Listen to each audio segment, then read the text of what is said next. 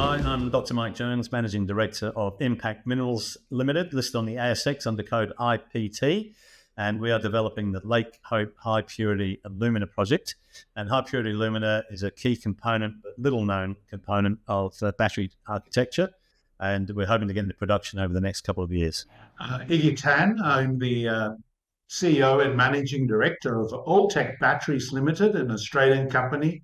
We're developing a sodium chloride or salt battery or solid state battery project in Saxony, Germany. We are building a 120 megawatt battery plant producing very large grid storage batteries. They're 1 megawatt batteries that can sit on the grid and essentially solving the problem of renewable energy as more and more solar plants are being built. The problem is that only power is generated during the day and it needs to be converted and transferred to the nighttime, and you actually need very large grid storage batteries. So that's our project, using sodium chloride, no lithium, no cobalt, no graphite, no copper, very safe batteries, double the life, and operates in very wide temperature ranges. Gentlemen, thank you very much for joining us all the way from Oz. We are going to talk today about, obviously, the state of the nation when it comes to the battery thematic, and obviously you'll talk to us about your projects as well. But I'm sort of interested in how companies are going to stay relevant in a market like we've just experienced and moving forward. So it's been pretty tough 3 or 4 years for juniors.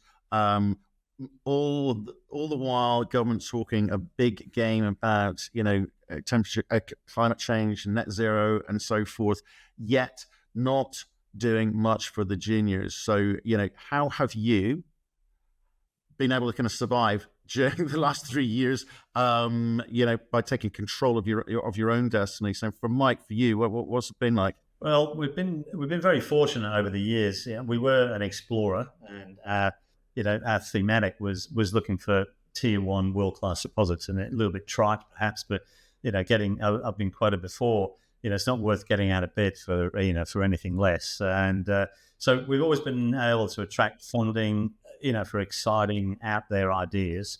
And then about 13, 14 months ago, we discovered the Lake Hope project, but we actually discovered it on LinkedIn, which is a story I think I've told here before. And that has world-class economics about it. They're basically in the top 2 meters of the Salt Lake in Western Australia. There are billions and billions of dollars worth of high purity alumina sitting there waiting to be mined and converted into the high value HPA. And that's certainly attracted a lot of interest. It's been a big task for me telling the story because I knew it was going to be a slow burn. But we've been very strongly supported during all of those years, both pre and after this project, by a couple of major German shareholders. And I'm at a conference at the moment in the Gold Coast in through here. And you never know when coming to a conference is going to pay off, because we met our first German shareholder back in 2010. They started investing in 2012. Didn't invest another cracker until we came up with our HPA project. And then last year they put in 3 million. And then this year they put in pro rata into the raising that we've just done. And so, having major shareholders that support you and what you do and how you communicate with them has been a significant part of our longevity and our history to date. Right. And for you, Iggy, obviously you've got a very innovative technology there, but you've had to go to Europe to kind of move that thing forward. Have you had any help from the Australian government? Well, we really focus in Europe because of the size of the market. As you know, Germany and countries in Europe, they're pushed to renewable energy that has such a big market, whereas Australia is a very small market, and we see the future commencing in Europe. As you know, the EU has a lot of funds, a bit like the RIA, looking for green projects that help with the energy transition. So whilst the market has been difficult, we haven't had a problem raising money. As Mike has said, we have a large German shareholder and a Malaysian shareholder. 18 months ago, we raised close to 13, 14 million. We recently closed a share purchase plan of just under 4 million. So essentially, it's important, as we talked before, how strong your story is, how strong your project is, and the relevance of it. And because we're building these batteries for the grid storage market, people can understand the energy transition, and it understands how important the project is. So, in a nutshell, yes, there's a lot of pressure on smaller companies, but it's very important that your project is strong, you have a good story to tell, and if you can do that, then there is always some capital that is around for these projects. Yeah, but I hear what you're saying with regards to being a good storyteller, but at the same time, there's lots of competition for the same dollars out there. Some projects better than others. I'm trying to be polite. There's a lot of people out there, selling the dream without necessarily being able to back it up. I mean, again, and they will try and say the same things as you say. How do you differentiate yourself in reality? What does a good story convert to?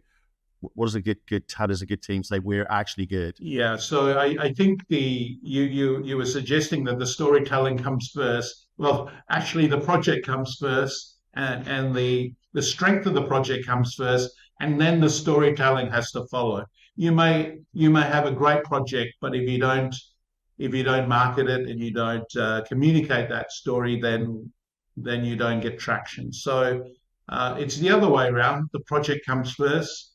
And part of the project is, most people look at the management and the board, and essentially the investment in any project is the jockey. I always say that's the first thing that people invest in. Who's running it? Are they capable of doing it? And have they got the passion for it? So storytelling is important, but it's really the next stage of it. It's the management and the quality of the project that you have. Right, and also I guess being able to actually explain and articulate clearly the commercial opportunity, the commercial imperative with a newish technology. Not a lot of people trying to sell what you're trying to sell, so therefore maybe not a lot of knowledge out there from the investor community as well. Maybe Mike can comment first, because high purity alumina requires some explanation to the market. It does. It does indeed. And there's a fine line between telling a story and telling stories, and that's the skill in the job that Iggy and I do, and other MDs, is making sure that you're telling a story that's believable. It's showing the passion, but you're not overselling it. You're not telling porkies and trying to oversell the project. And the way that you do that, all of the trading in our shares, comes from the retail market, and so it's important that you be able to present the story, at a level of their understanding. I mean, most of them are clever people, but they don't know anything about our sector in the same way I know jack about the biotechnology sector. And so, it's our job to tell a story that's got strength, it's got some facts behind it, and is a believable story, especially where we are, because we're in development. And we're coming also from a long history of not being that successful in exploration, in terms of actually finding a big deposit. And we've had those discussions, Matthew. And, Iggy's got a fantastic background as well. He's got track records, got credibility. He's built, the Mount Catlin mine and done very well. So there's a different level of respect and understanding of what it is that Iggy is doing there. But we're both storytellers, and I will say, between the two of us, we're some of the better storytellers out there on the circuit. So. Okay, well then get into your story. Like as Iggy alluded, like HPA, people's understanding of that, most people's understanding of that is close to zero. So what is it? What have you got? Well, in the simplest form, if you recall, the Samsung phones were exploding, and the Tesla batteries, Tesla cars catching on fire. That's a great thing for people they can immediately visualize that. And that's because HPA is used to coat the separators, within battery architecture, predominantly lithium-ion batteries. And, it goes around the material that they use in the separator, or it can be coated directly onto the anodes. And I think, and Iggy's actually developing a particular technology for that. And if the battery's not made properly and that separator peels away from the edge of the battery, you get thermal runaway, and the batteries, explode. So that's a fairly straightforward thing. The second one, not perhaps as relevant today, but LEDs in their widest form, so light globes, TVs, smart screens. I'm always joking about, heading down to Harvey Norman and buying a few kilos of HPA in the LED screens, and then increasingly quite niche markets in the sapphire market and the semiconductor market. And so that's it. That's the story. It's very simple. It's very straightforward. It is simple as a story, but again, I always come back to that commercial imperative. It's like, how do you project forward and say, here is how we go through the phases, not these sort of trite, it's economic studies and et cetera, but you've got to understand the market. You've got to understand where you're going to be able to eventually, one, how to build this thing out, and two, a market that you can sell into and make money. So what are you looking at when you look at the world of HPA? How do you come at it? So there's been many wannabes in the HPA space, and there's not actually many people that make it around the world. The production is dominated in China and some Japanese. Sumitomo is a big producer, and a couple of the small producers in North America. And that's because it is actually quite difficult to make, to get to that purity. There's a lot of people that make 3N and use alumina and ceramics, etc. But to get to 4N, requires that extra bit of understanding and also a considerable skills in materials, materials science. When we were just doing exploration, one of the things I always spoke about, and I think that helped get the story across, was always by analogy. Hey, look, we're looking for this. It's similar to this deposit here, which is this big, it's that big, it created this much wealth. And it's the sort of thing that retail investors understand and they like to follow. They want to know, if Mike's successful in this next drill hole, we're going to do a 10-bagger from here. And in my particular case, I have no shame about this. There's a standout company, Alpha HPA, on the ASX. They were like us 4 or 5 years ago, small exploration company, came across a new way of making HPA. Market cap recently hit $1 billion, give or take, got $400 million in funding from the Australian government to help towards the CapEx on their scale up. And it's a great story. And I had no shame in saying, look, these guys got it right in the business. If we can get it right, we have a chance of following in their footsteps. And you just got to come on the journey. It won't be an overnight success like drilling a hole into a world-class deposit. But we have a great chance of getting up to those lofty heights. Right, but that's what I mean, though. They've kind of had a bit of a first mover advantage. They've managed to elicit some cash out of the Australian government, and perhaps they're out there having the kind of conversations that you hope to have as well. So, but reading and scanning the market like that, you won't be able to behave exactly like them. You're going to have to maybe adjust your thinking because they exist. So again, the commercial imperative is, how does a business like yours take a big project? Like, you've got a big project. We're talking post-tax NPV of 1.4 million, a billion Aussie. It's immense. So do you have to readjust your thinking about the scale of any potential build out or work that you do operationally? I'd like to, Iggy can actually comment on this, because Iggy was in the HPA space, and one of the pieces of advice that he gave me sort of in the early days was it's all about raising the CapEx if you want to scale up, and you need the offtake agreements to be able to justify any, in particular the debt component, of course, of any significant CapEx. So we're very laser focused on trying to do a couple of things, but in particular modularize our plant so that perhaps we don't actually need big CapEx, and so we can just gradually scale up in through there, and that's how we will commercialize. No matter what business you're in, you're either in a niche or you're doing it on price. Alpha's got into the market because they produce a fair number of niche products, which are very profitable but don't have much volume.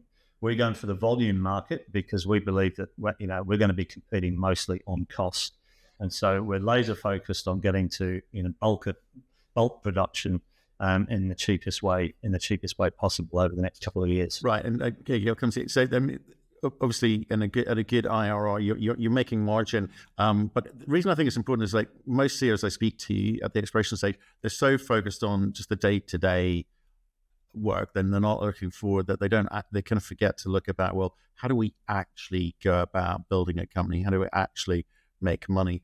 Iggy, for you, you've of course seen a little bit, considerably advanced project in Europe, and lots of conversations, lots of partners, and some good investors too.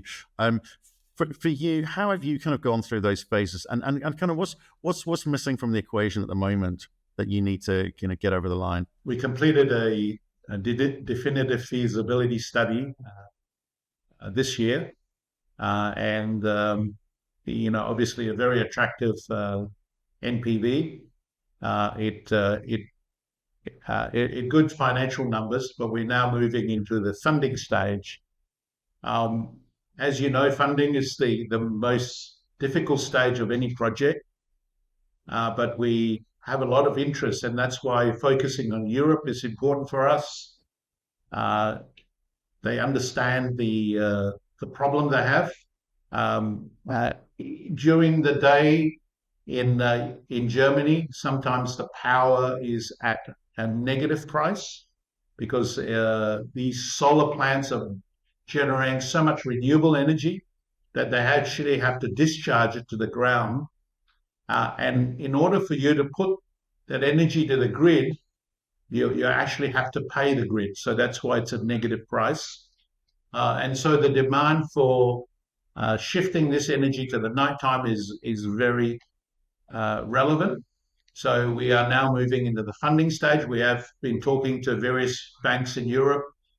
We have various grants in application, and we're also looking at the green bond process. So in the next 6 months, we'll start to put together a funding package. We have also recently announced the appointment of KPMG as our funding advisor. So they will coordinate the reach out to various groups, either on equity, debt, and grants. So the capex is around 180 million euros, and we will be looking for 3 components: debt, grants, and then also equity.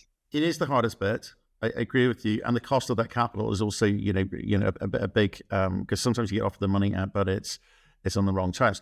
But even KPMG will have come in here and had to do their diligence and say, look, we believe this thing will work because of the following factors. And I think one of the big factors is going to be the ability for you guys to actually get contracts, to get, sell into the market. So where are you with that? And who are those groups?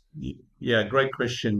With any funding, you need some surety of the product off-taker. We are currently talking to several utility companies in Germany, and essentially they've already announced conversion to renewable energies as part of their program. So, for example, one of the utility companies have already announced 8 gigawatts of renewable energy to come on stream. And with that, they need batteries. So we are talking about offering them a 5-year offtake deal where all our batteries are sold to them. And this gives surety for the finances, both on 2 points: that there will be a buyer for the product, and also maybe some transparency on the pricing. So those are the 2 important things. So yes, you are correct, Matthew. We are also focused on the offtake. Okay, and with regards to those sorts of conversations that you're having, given it's a nascent industry, right? Everyone's on discovery mode here. The utilities or other pure play energy storage companies, they're going to have to either say, we will pick one technology, or we will mitigate the risk component by using more than one technology. Again, in those conversations with you, what are they looking for? What are they looking to get certainty on from your ability, your technology's ability to actually do a job for them? Yeah, so different types of batteries provide a different service. So the batteries that we're talking about in the sector are lithium batteries, or they're generally lithium iron phosphate batteries, or LFP batteries. Redox flow. I'm sure you know about redox flow. They're The RFP, yeah. vanadium, yep, vanadium flow batteries, and then our batteries, which is sodium chloride solid state batteries. The difference is that redox flow, they generally are good batteries for energy transfer, but not great with power. So they tend to be bigger batteries. They're essentially pumping solution from one tank to the other. So they will serve a purpose. Lithium-ion batteries, LFP, they don't necessarily have that much power as well, but they also serve a purpose. And our batteries have also a longevity, much safer, and also can provide power. So the solution is not one technology. Utility companies will be looking at all sorts of mixes of batteries to provide this energy shifting. Right, and with the various conversations you're having, presumably you talk about maybe government funding or tax incentives or other sorts of applications that you can make to get some, I guess, cheaper capital in here.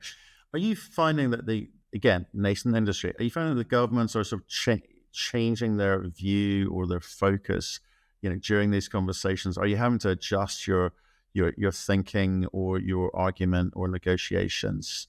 Because it's various companies that I speak to, it feels like it's an evolving sort of organic situation at the moment. How are you finding it, Iggy? Our project is in the sweet spot of focus in Europe with the energy transition. So we're getting good publicity and good focus on that. Of course, when you deal with grants and governments, they tend to move slower than what you want them to do. But these grant systems, there's a lot of money, not only in Germany, but in EU. It's a matter of accessing them. We've met with a lot of governments, and there is a lot of interest. A lot of the commissioners have visited the site there, so there's a lot of interest in our project. So it's just a matter of working through those processes. Of course, you want to go quicker than what they will work through, but in the end, we're in a sweet spot. Okay.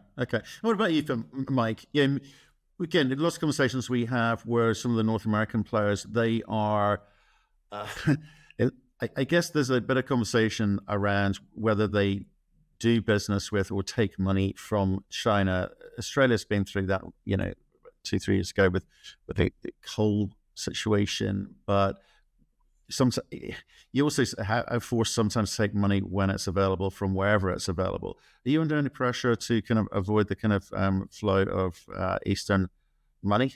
But I'm also going to I'm trying to be delicate here. We'll take money from anywhere, Matthew. That's right. Look, I think I'll make just a comment about the grants, certainly in Australia, because in the critical mineral space, they are relatively new. But there's a lot of politics around the award of some of the larger grants. Not long after we listed, we put in, I think it was about $1.5 million in co-funding, so a $3 million project to help us build a lab to speed up the process. And we didn't get a look in, but they gave Andrew Forrest and IGO, $140 million to go and build a plant down in Kwinana. Now it's like, we only wanted 1.5. It wasn't much to ask for, but to be fair, it is a political thing, but they are going to create a lot of jobs and a lot of, a lot of revenue potentially, down in Kwinana. So at the federal level, there is a lot of politics around the award of those, award of those things. And so, Iggy is in a great spot, doing what he's doing with this unique technology in the right place, at the right time. So we do have grant applications in. And we'll keep applying for those as best we can as we move forward. So in terms of the money, one of the things in the HPA space is when you're talking offtake is being able to provide to the end customer, a product that they can see has consistent quality, both in chemical, physical specification, that you can provide to them repeatedly. So they're going to sign a long-term contract with you. You need to be able to do that. And we're not quite in a position with all the test work we're doing to do that. So we haven't been really knocking on doors yet. That's the big thing for later this year and next year. And a key part of that will be the pilot plant. We are doing a lot of research into the Chinese market because that's where HPA is there. And we're actually trying to establish, is there a market for us there? Or perhaps there isn't. We should perhaps be focusing on some of the emerging producers of batteries and LEDs in North America and in Europe. So it's in the battery space, we're in the technology sector. It's not like we're just making nickel matte or copper concentrate or gold concentrate and selling it. We're moving into a business which is literally changing at almost light speed. Maybe Iggy would like to comment if we talk about battery technology. The sodium ion has its place, but it's because it's cheaper to produce. The end uses of sodium ion batteries are kind of expanding in both directions and starting to eat into the lithium ion battery market in smaller vehicles, etc. The Chinese in particular are incredibly smart people, government funded, government directed and mandated, and they're doing a huge amount of research. So it's an interesting place to be in. Absolutely. And so I'm going to try and keep this conversation for me to help me understand which companies are backable, right? So commercial. So if I look at you've got a super big project, you've got the scale. You potentially on the forend stuff are looking at one of those sort of lowest cost producers, if we get there. But sometimes that's not enough, right? Because there's a lot of great assets which become stranded because they can't access the capital or they don't. The timing's wrong, or for whatever reason. What are the things that you're kind of conscious of and needing to be able to either get over the line, prove to the market, to be able to move this project forward? There's a series of milestones. It's a traditional mining project in many senses, and untraditional in others. And so when we set off on this journey, I knew it was going to be a slow burn, and we had to tell the story over and over and over again.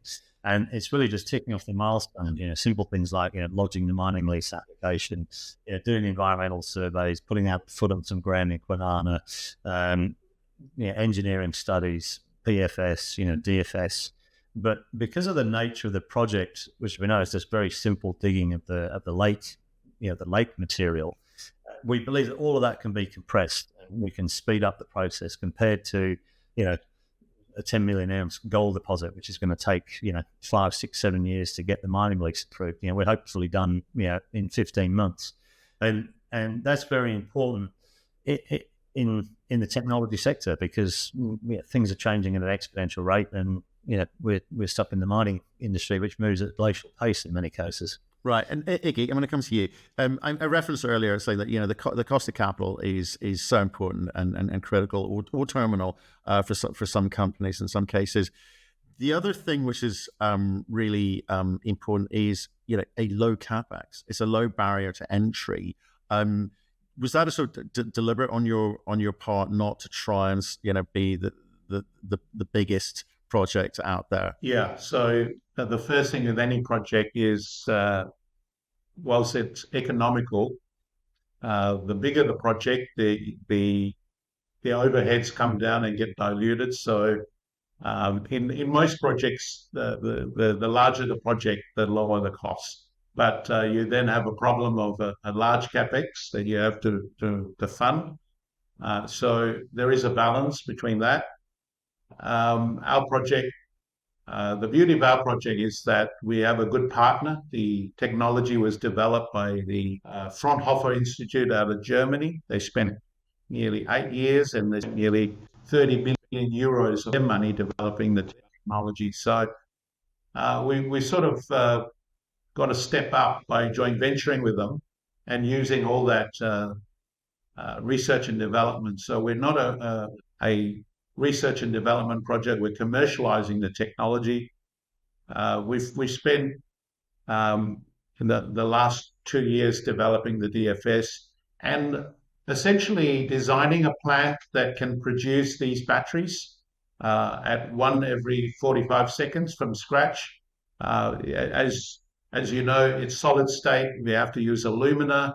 We have to press it into these tubes. We then have to sinter it 1600 degrees, and then put all the batteries together in a very automated and robotic process. So, that all that work was done to get to the DFS stage. And our capex is manageable, so it's around 180 million euros. It's not a very large number, but it's the first step to get to commercialization, and then we would then look at getting scale. We would look at a 4 gigawatt factory after that, but we need to get it online first. Right. And do you feel that the kind of speed to market? One battery every 45 seconds? Yeah, from scratch, yeah. 45 seconds, that's unbelievable. Yeah, so it's a very highly automated and robotic process. So, yeah. And we got something like 45 different German companies that were as part of the process. And the technology in Germany, obviously, they're part of the auto industry, so they're very used to these kind of automated processes. I suppose the converse is true. You're selling one every 45 seconds, hopefully, eh? Which is impressive. So I was just talking about the kind of that first mover advantage and the kind of the speed to market, but at the same time, you can't afford to fall over or fail. So this it's a long time in the making, and I suspect a long time in the selling too. And what does this do for people behind you, Iggy? Is this a barrier for them? The technology itself is quite unique to the Fraunhofer Institute. So they have a couple of patents around to protect that. So, essentially the technology is secured with our group, but our challenge is to get the first plan funded. And we are progressing in all fronts as well. We have submitted our permitting for the plant. We've already got the land. We've secured that. We bought the land. So there's a lot of things that are going in tandem to get the project up and running. Okay. And Mike, I'll just finish off with ask you the same question in terms of speed to market. Given the simplicity of your project, are you able to advance this quickly compared to, like, as you say, some of these kind of gold projects, which perhaps they need a lot more permitting and licensing? I spend many of my waking moments trying to work out how we're going to speed this project up, and we have a few tricks up our sleeve that things have got to happen to be able to to bring them to fruition. But getting consistent product to a client is the key focus for us, and we're looking at numerous ways of being able to do that because of this race to market and technological changes. I've been quoted before in here, Matthew, saying, my job is also to protect the downside. We do produce fertilizer byproducts from this process, the various processes that are there. And we're looking at the possibility that at least some of the other lakes, which don't have the same quality material, can be converted to actually a very high demand fertilizer product from out of the clay. So we have Plan B is sitting there bubbling away, and we'll bring that to the fore, progressively as we do, a little bit more work. So, we're pretty excited that we can do it at speed. Okay, great. Well, look, I think it's very, very exciting out there that most days, most newspapers, most kind of commentary is around this kind of battery revolution we're going through, and I think companies like yours need to kind of deliver into that, where I think many won't. Right, guys, I'm going to let you finish off 2-minute pitch why people should be buying your stock. Iggy, do you want to go first, and then Mike, you follow up after that? Yeah, we've got a very exciting project, which is really a sodium chloride solid state battery. The benefit of that is it's totally fireproof. Nearly double the life of a lithium battery. It operates down to minus 40 degrees and up to 60 degrees, where most lithium-ion batteries can't operate. And the beauty of it is we're not exposed to a lot of the critical metals that are required in a battery. We don't need any lithium, cobalt, we don't need any graphite, we don't need any copper, and we don't need any manganese. So the only thing we need is your common table salt, and some nickel metal powder.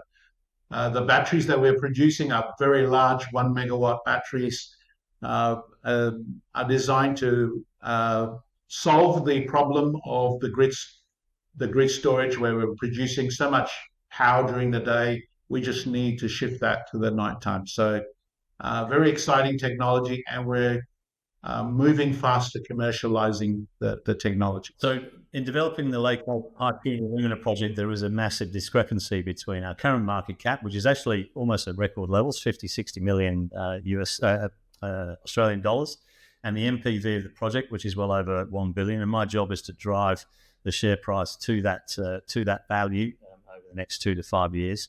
And we're going to do that in a progressive tick-off of developing a mining operation, which is a unique deposit, which allows us to mine the thing very simply. The processing is very straightforward. We believe we can get things approved in a relatively short period of time and hit the HPA market around about 27 at a time when demand is really forecast to take off. So there's a big journey to come on. It's an exciting journey, and contact us if you need any more information.